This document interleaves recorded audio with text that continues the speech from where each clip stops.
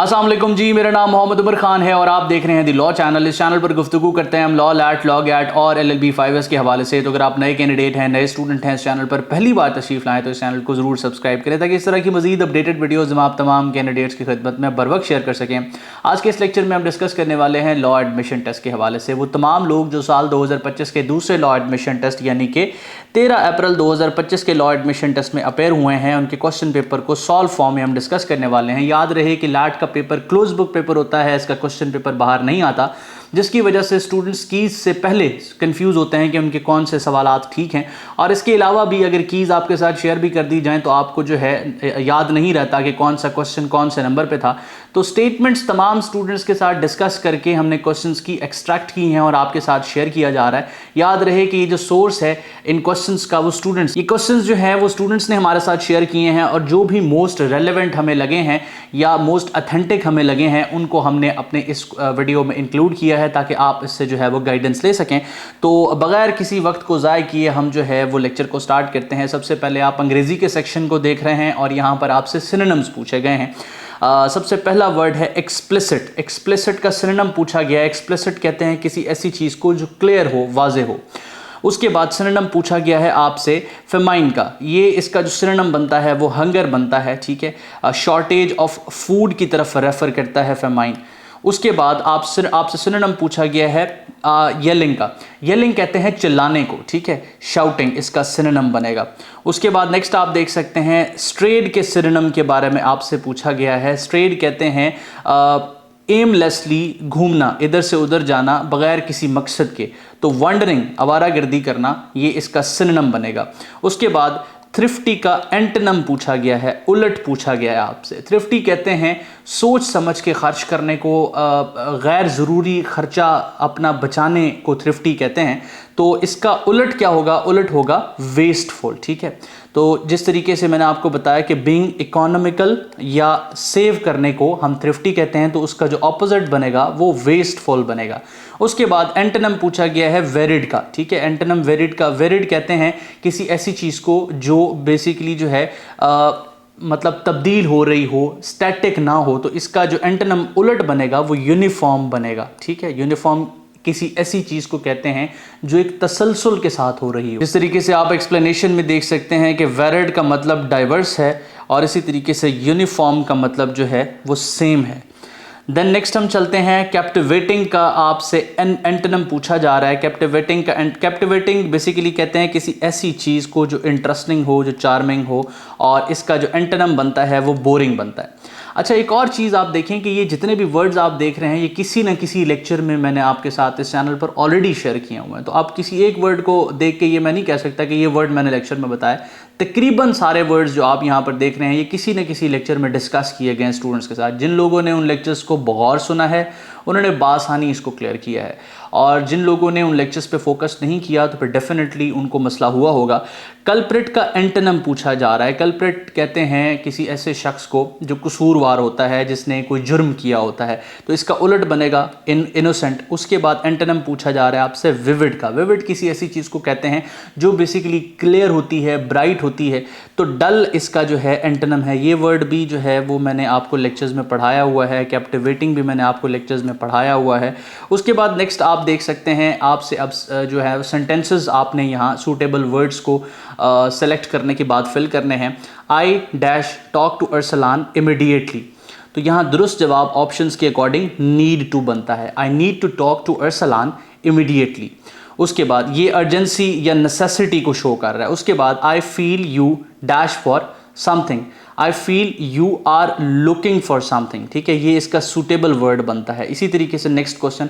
अच्छा, हो सकता है कि स्टेटमेंट थोड़ी सी तब्दील हो क्योंकि स्टूडेंट्स के साथ हमने डिस्कस करके स्टेटमेंट्स आपके लिए इंक्लूड किए, लेकिन इसके जो ऑप्शंस हैं हमने कोशिश की है कि अथेंटिक रखें। जो स्टूडेंट्स ने हमें बताए हैं वही दुरुस्त जवाब यहाँ पर इंक्लूड किए जाएँ। उसके बाद आई या शी, ये दो तरीके से क्वेश्चन रिसीव हुआ है। तो अगर आई आता है तो यहाँ हैव आएगा, और अगर शी से सेंटेंस स्टार्ट होता है तो हैज़ बीन आएगा। Planning for this party since last month. उसके बाद नेक्स्ट आप देख सकते हैं who dash she talking to. Who is, यहाँ पर इज़ आएगा, इज़ शी टॉकिंग टू। उसके बाद if dash I allowed to use a calculator, if only I was allowed to use a calculator, ये बेसिकली एक कंडीशन को बता रहा है, तो ओनली का वर्ड जो है वो यहां पर सुटेबल बनता है। उसके बाद नेक्स्ट क्वेश्चन है कि no one in the company is trained dash first aid in first aid, no one in the company is trained in first aid, ठीक है। द नेक्स्ट क्वेश्चन आप देख सकते हैं, can I help you, I think you are dash, तो lost यहां पर जो है वो करेक्ट ऑप्शन बनता है। उसके बाद Numan dash look very interested in the party, Numan does look very interested in the party. Then the ambulance, अच्छा अब ये देखें कि मैंने क्वेश्चन पेपर नहीं देखा हुआ, मैं रिपीटेडली आपको बता रहा हूँ, ये सारे क्वेश्चन स्टूडेंट्स ने हमें बताए हैं और उसके बाद जो है हम आपके साथ सॉल्व फॉर्म में ये चीज़ें शेयर कर रहे हैं। आपको लगता है कि इसके ऑप्शंस डिफरेंट थे या ये क्वेश्चन कोई भी स्पेसिफिक क्वेश्चन किसी डिफरेंट एंगल से जो है वो पूछा गया था, तो उसको कमेंट सेक्शन में आप बता सकते हैं, बाकी स्टूडेंट्स वहाँ से गाइडेंस ले सकते हैं, क्योंकि ये आप हैं जो पेपर में अपेयर हुए थे और कोई ऐसा सवाल है जो मैं आपको किसी और कॉन्टेक्स्ट में बता रहा हूँ, यानी कि स्टूडेंट से जो है वो सुनने के बाद और आपने उसको किसी और कॉन्टेक्स्ट में एक्सपीरियंस किया हुआ है पेपर में और आपको याद है, तो आप कमेंट सेक्शन में मुझे बताएंगे, मैं उस अकॉर्डिंग आपको गाइड कर दूंगा। उसके बाद आप नेक्स्ट क्वेश्चन देख सकते हैं, the ambulance was not dash immediately, the ambulance was not called immediately, called का वर्ड जो है वो यहां पर सूटेबल है। उसके बाद नेक्स्ट आप देख सकते हैं, mark down which word belong to the action, तो एक्शन से वर्ड जो है वो वर्ब का एसोसिएटेड होता है। Principal talks to us dash a polite way, in a polite way, in a polite way. आपकी जो ऑफिशियल कीज हैं वो आपकी जो है वो 48 से 72 घंटों में डिस्प्ले कर दी जाती हैं। जैसे ही आपकी कीज़ आएंगी, हमारी जो ऑफिशियल व्हाट्सएप कम्युनिटी है जिसका लिंक आपको डिस्क्रिप्शन में मिल जाएगा, इस नंबर पर कोऑर्डिनेट करने के बाद आप उसको फ्री ऑफ कॉस्ट ज्वाइन भी कर सकते हैं। वहाँ पर आपको जो है वो जैसे ही कीज़ अपलोड होंगी फ़ौरन मिल जाएंगी। उसके बाद नेक्स्ट हम चलते हैं question number 21, group of ants is called a colony. उसके बाद हु इन्वेंटेड लाइट बल्ब, तो Thomas Edison is associated with the invention of light bulb, नीचे एक्सप्लेनेशन दी गई है। UNO headquarter is located in New York, जो लेक्चर सुनते रहे हैं उनको क्लियरली पता है कि ये सवालात मैंने अपने लेक्चर्स में बताए हैं। उसके बाद Jupiter is dash planet, the largest planet, ठीक है। उसके बाद लार्जेस्ट ओशन जो है वो पैसिफिक ओशन है, क्योंकि 30% ऑफ द वर्ल्ड सरफेस को ऑक्यूपाई करता है, कवर करता है। Which was the first Muslim country to recognise China, तो पाकिस्तान इसका दुरुस्त जवाब है। उसके बाद नेक्स्ट क्वेश्चन आप देख सकते हैं कि panda is a symbol of which organization, WWF इसका दुरुस्त जवाब है, world wide fund for nature. उसके बाद नेक्स्ट क्वेश्चन है, Reza Shah Pahlavi was king of Iran. उसके बाद riyal is the currency of Saudi Arabia, largest continent by area Asia, example of output device, output device printer, options में से ये suitable word होगा। उसके बाद largest border of the world, Canada and United States, Canada and United States. उसके बाद deficiency of vitamin B caused anaemia. उसके बाद कंट्रोल प्लस एफ, ये किसी भी चीज़ को पेज में ढूंढने के लिए शॉर्ट की यूज़ की जाती है। कंट्रोल एफ प्रेस करके आप कोई भी वर्ड जब टाइप करते हैं तो वो उस सर्टन पेज या वेबसाइट में सर्च किया जाता है, ढूंढा जाता है। Then during photosynthesis plants absorb carbon dioxide, photosynthesis के प्रोसेस में CO2 की इनटेक होती है और ऑक्सीजन की रिलीज होती है प्लांट्स की तरफ से। उसके बाद current president of USA Donald Trump. अच्छा 37 से क्वेश्चन नंबर 40 तक अवेलेबल नहीं है, क्योंकि ये हमें या तो क्वेश्चंस ऑथेंटिक नहीं लगे, एक्यूरेट नहीं लगे, या स्टूडेंट्स की तरफ से बताए नहीं गए, इस वजह से टीम ने ये डिस्क्लेमर इंक्लूड किया। Then who coined the name of Pakistan, Chaudhry Rahmat Ali. Now और नेवर इनका जो एक पम्फलेट था उसके अंदर इन्होंने इसको कॉइन किया था। उसके बाद नेक्स्ट क्वेश्चन आप देख सकते हैं, who coined the name of Pakistan, Chaudhry Rahmat Ali. Chaudhary Rahmat Ali ने अपना पम्फलेट जो था नाउ और नेवर 1933 में, उसमें जो है वो पाकिस्तान का नाम तजवीज़ किया था। Pakistan has dash climate regions, 5 is the correct option. उसके बाद Hiran Minar park situated in which city, Sheikhupura इसका दुरुस्त जवाब है। फर्दर इसकी एक्सप्लेनेशन दी गई है कि जहांगीर ने जो है पेट डेयर की याद में इसको बनाया था। उसके बाद पाकिस्तान नेशनल फ्रूट मैंगो। उसके बाद स्टार्टिंग डेट ऑफ ज़ियाउल हक माशाल्लाह 5 जुलाई 1977 को जो है वो माशाल्लाह का नफाज किया गया ज़ियाउल हक की तरफ से। Then first president of all India Muslim League sir Aga Khan 3। उसके बाद which hockey player scored most goals from Pakistan, Sohail Abbas इसका दुरुस्त जवाब है। और आगे जो है इसकी फर्दर एक्सप्लेनेशन दी गई है कि वर्ल्ड रिकॉर्ड है 348 इंटरनेशनल गोल्स का। Then who is elected head of province, chief minister. उसके बाद Shah Abdul Latif Bhittai is the famous poet of which language, Sindhi. Shah Abdul Latif Bhittai university भी सिंध में एग्जिस्ट करती है, तो जो लोग सिंध से ताल्लुक़ रखते हैं उनका ये सवाल गलत नहीं हुआ होगा। उसके बाद question number 50, 3 June plan was given by which British viceroy, Lord Mountbatten. इसका दुरुस्त जवाब है। इस्लामिक स्टडीज़ का सेक्शन स्टार्ट हो रहा है। बी अवेयर ऑफ हसद, it eats deeds like fire eats wood. तो हसद से जो है बचने के बारे में कहा गया है, क्योंकि ये जो है आपके अमाल को ऐसे खा जाता है जैसे आग लकड़ी को खा जाती है। उसके बाद worship of a person who earns dash is not acceptable by Allah.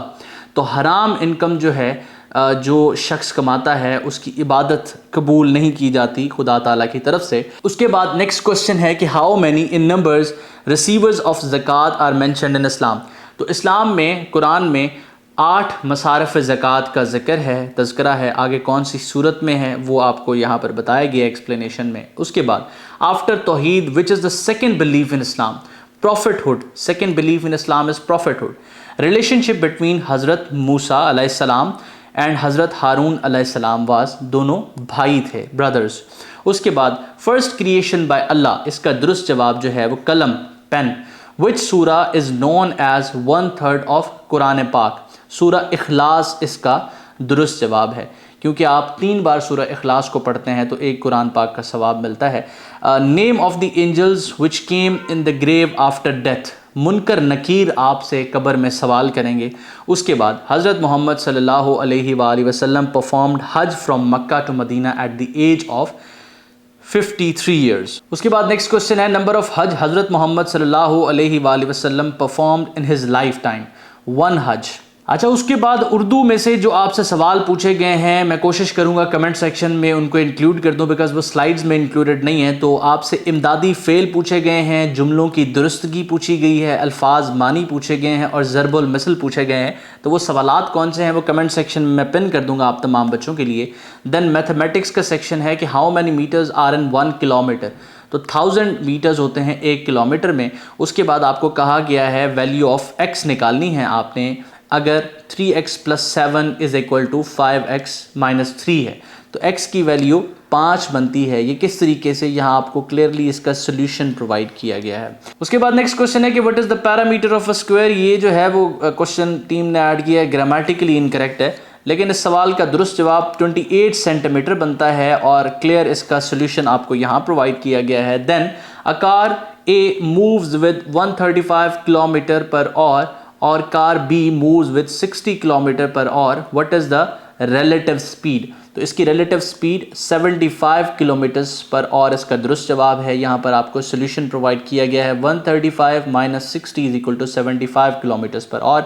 A product was purchase for 15,000 rupees and a profit of 15% was earn, what will be the selling price of the product. तो 15% मुनाफे के साथ एक चीज़ बेची गई है और ख़रीदी गई है 15,000 रुपये की। तो आपने 15,000 रुपये का सबसे पहले 15% निकालना है और उसके बाद इसको जमा कर देना है। तो दुरुस्त जवाब बनता है 17,250 रुपये। ये कैसे बनता है, यहाँ पर आपको इसकी एक्सप्लेनेशन प्रोवाइड की गई है। उसके बाद हम चलते हैं एस्से और पर्सनल स्टेटमेंट के सेक्शन में। इनमें से कोई एक ऐसा एस्से नहीं है जो हमने लेक्चर्स में डिस्कस नहीं किया है, जिससे रिलेटेड हमने लेक्चर में डिस्कस नहीं किया। Negative impacts of technology, negative impacts of computer technology, ये हम ऑलरेडी कवर कर चुके हैं। इंपॉर्टेंस ऑफ स्पोर्ट्स या importance of physical activity for students, इसको भी हमने डिस्कस किया है। Importance of human rights and social justice, इसके बारे में भी हम तज़किरा करते रहे हैं। इनको उर्दू में भी यहाँ एक्सप्लेन किया गया है। कमेंट सेक्शन में आपने बताना है कि आपने कौन सा एस्से सॉल्व किया था। उसके बाद पर्सनल स्टेटमेंट्स आ रही हैं। How you help someone in road accident. अच्छा, अब यहाँ मैंने आपको क्लियरली बताया था कि टॉपिक कैसा पूछा जाएगा। टॉपिक पूछा जाएगा आपकी ज़ात से रिलेटेड, आपकी किसी एक्सपीरियंस से रिलेटेड। उस एक्सपीरियंस में ये भी था कि आप किस चीज़ के लिए मशहूर हैं, कौन सी ऐसी 3 ख्वाहिशात हैं जो ज़िंदगी में आप पूरा करना चाहते हैं। इसी तरीके से आप अपनी ज़िंदगी के किसी एक ऐसे दिन के बारे में बताएं जब आपने अपनी किसी खामी को खूबी में तब्दील किया हो। तो इसी तरीके से उसने पूछा है कि पहली बार आपने किसी रोड हादसे में अगर किसी की मदद की है तो उसके बारे में आपने लिखना है। तो यहाँ क्लियरली आपकी ओपिनियन है सारी जो यहाँ पर आपने नोट करनी थी। तो ये आपका पर्चा है 13 अप्रैल 2025 2025 का, इसको आप उन दोस्तों के साथ भी शेयर करें जो 13 अप्रैल के टेस्ट में अपेयर हुए हैं। इसके साथ अगर आपके जहन में कोई भी सवाल है, कोई भी चीज़ आपको कन्फ्यूज़ कर रही है, तो ये हमारा व्हाट्सएप नंबर है, आप हमारी टीम के साथ इन टच आ सकते हैं। हमारी टीम हर वक्त आप तमाम स्टूडेंट्स को असिस्ट करने के लिए मौजूद होती है। अल्लाह आपका हामी नासिर हो, हमेशा आप तमाम स्टूडेंट्स की कामयाबी के लिए दुआ गो। उमर खान और उसकी टीम, अल्लाह हाफ़िज़।